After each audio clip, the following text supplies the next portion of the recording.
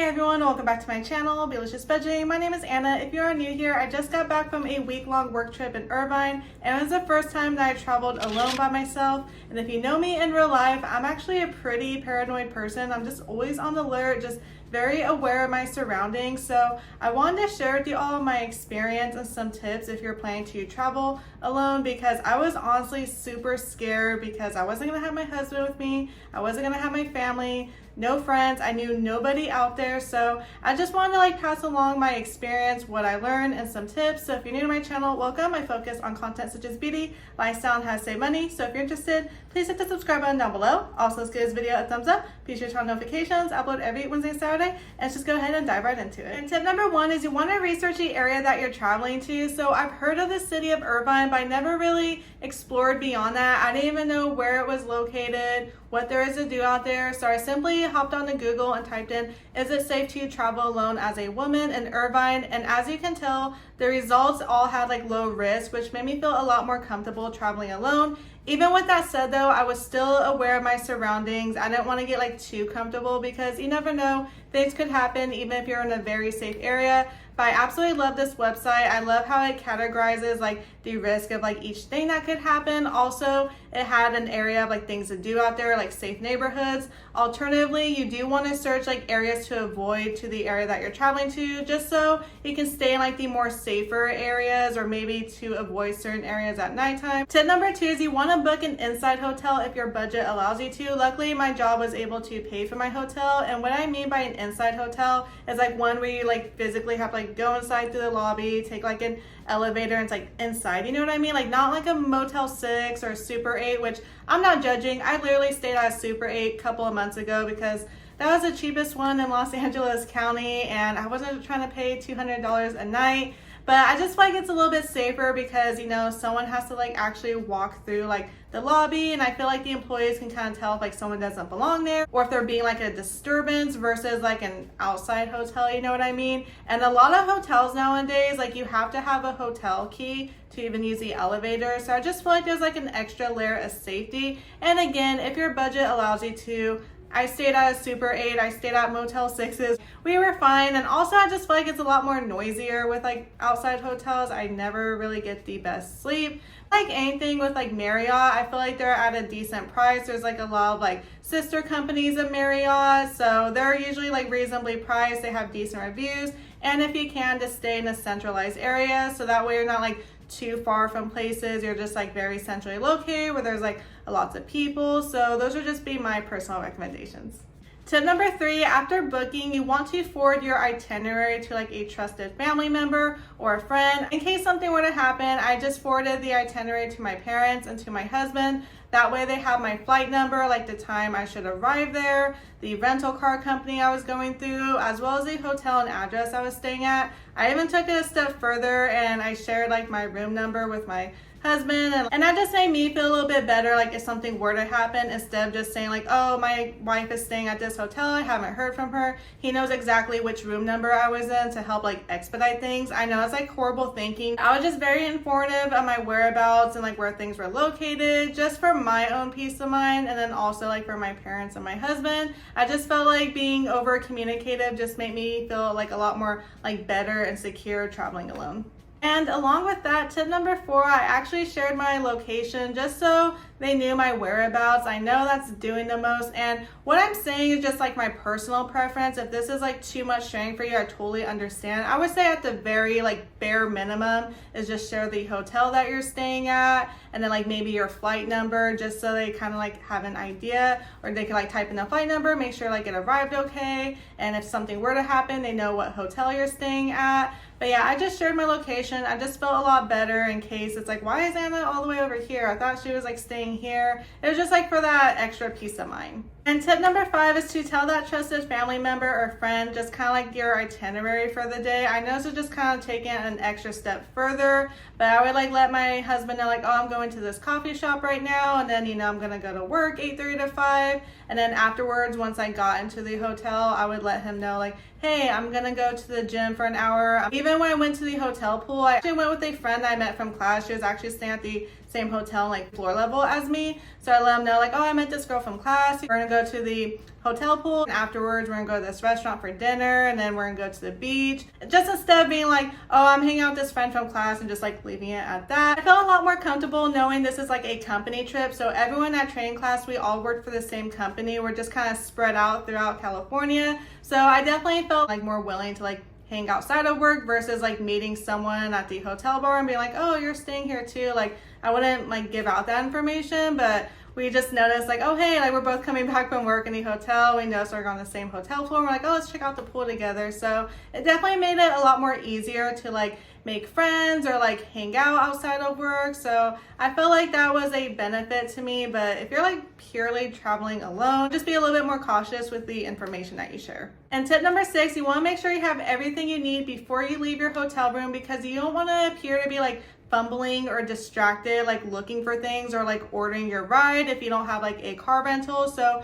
if you need to order like a Lyft or Uber, make sure you do that while you're inside your hotel room and that they're on their way, and that you have your hotel card, like your credit debit card, your ID, anything else you may need before you leave that room. So in my case, I did have a rental car. So before I left, I made sure I had my car rental keys, I had my hotel card, my IDs, my credit cards, like my little wallet, my phone, and I even brought a portable charger with me in case like my phone were to die, just in case, you never know. So I made sure I had all that ready, so that way when I head down to my car, I wasn't like distracted like looking for my car keys, because it was actually a pretty lengthy walk from going to the hotel room to the parking garage. Just a little bit of a walk. I got some cardio, and even my Apple Watch is like, are you working out? And I'm like, yes, I am actually, because I was just like doing my little speed walk. And same thing if you're ordering like a Lyft or an Uber, you don't want to like leave your hotel room, just be outside, just like looking at your phone trying to order it, or just standing outside and just looking like lost. So I would just highly recommend being fully prepared before you leave your hotel room. Tip number 7 is self-defense. So I hate to go there, but definitely check in with your state's laws before purchasing certain items, because each state does differ. I live in California, so pepper spray is allowed in California. While I was out there, I just used like the car rental key. What I did is I put it between my knuckles, so even when I'm like here in my own city, like I'm not just like, oh, la la la. So I'll put my phone away, I'll have my keys like this in case someone does try to do something. I just kind of, you know, or you can just like look up some self-defense moves, like maybe practice on somebody. But I would just say, do keep that in mind. Just honestly, like make anything you can like a self-defense mechanism. I'm trying to say that like not like in a violent way, just if someone were to try something. Honestly, any object you can use for self-defense if something were to happen, just try to keep that in mind. If you have like a car key or like the alarm on your phone, if you push aside 3 times, call your emergency contacts as well as like the police. So definitely just like type into YouTube like self-defense, and that way you just know like a couple of moves yourself. Pepper spray, if your state allows it, is a good option. Using like your car keys. Definitely do not be on your phone when you are traveling alone and like walking to your car, because you definitely look like an easy target and you appear distracted. And just like act very confident and like you know where you're going. Don't like appear lost, even if you totally are. Try to go to a place where there's like a couple of people, and then you can like look it up there. Once you get into your vehicle, lock the car as soon as possible. Or once you get into your Uber and your Lyft, I would even like track to make sure they're going the right way and not trying to go like off the path, because you just never know nowadays. And tip number 8, this seems like common sense, but I just want to put it out there. Don't tell strangers that you are traveling alone, even if it seems like it's someone you can trust, or, you know, they seem like they're your age, or even if it's like, you know, if you're a woman traveling alone, it's another female. You just like never know what they're gonna do with that information. What I did and what I recommend, sometimes I'm like pretty good on the fly, and then sometimes I'm like, oh my gosh, I totally sound like I'm lying right now, is I made up hypothetical scenarios in my head in case like someone knew I was like traveling alone. So like I was gonna go to the hotel bar, and I was like, okay, what if someone tries like talking to me or like asking like who I'm here with? You just, you know, never know. Or even when I like sat down at a restaurant, I'm like, okay, obviously I'm alone here. So my little hypothetical story was like, oh yeah, my husband's like working upstairs, he's gonna be off in a few minutes. Or yeah, me and my friend, she's staying here. Like those are just like my little stories, and just being like confident in that storyline. I know it's like doing the most, but like I said, you can never be too safe. Just have like a couple of details made up beforehand. That way it just comes across a little bit more genuine and like you're not lying. Crazy we have to do that nowadays. Luckily, no one asked me, no one cared that I was alone. And tip number 9, so it was so awkward making a reservation for one, but what I did is I went on Open Table and I would just make a little sad reservation for myself. So that way I'm not like announcing like, hey, can I just have a table for one? And that way I'm not waiting in the waiting area by myself. Usually they were like ready then and there, so they don't know if someone's gonna meet me later or if someone's like coming late. Honestly, like what I kind of picked up is no one really cares what you're doing. Like at first you're thinking like, oh my god, everyone's gonna look at me, this is so embarrassing, I'm eating by myself. Like no one paid attention to me. But again, if someone is, they don't know if someone like flaked on you or whatnot. So I would just try to make a reservation online, so that way it could be like, oh, reservation for Anna. That way you're not saying it's only for you or just like waiting by yourself in like the waiting area. And tip number 10, I know this seems like common sense, but be aware of your surroundings and try to be back at your hotel or Airbnb before it gets too dark outside. So I noticed in Irvine, I traveled in mid-August. 8 o'clock is when it would start getting dark, so I would try to be back at the hotel by 8 o'clock and just stay in for the night. The first 2 nights I definitely stuck to that rule. I was back by like 7:30, 7:40, and then the other nights I did hang out with like friends and things like that, or people staying at my hotel, so I did feel a lot better like having like a buddy with me, and that way we can walk together. But that way, if someone is like kind of lurking and still light outside, I don't know, I just felt a little bit better with that. And those are my 10 tips for traveling alone. Also, I just gained a lot of independence and confidence with this trip, not only within myself, but with my job as well. All the knowledge I learned, like literally day one when I got back to my job, I was able to apply it. I was definitely a lot more confident with my answers. I was able to like bring it up right away because the material was nice and fresh.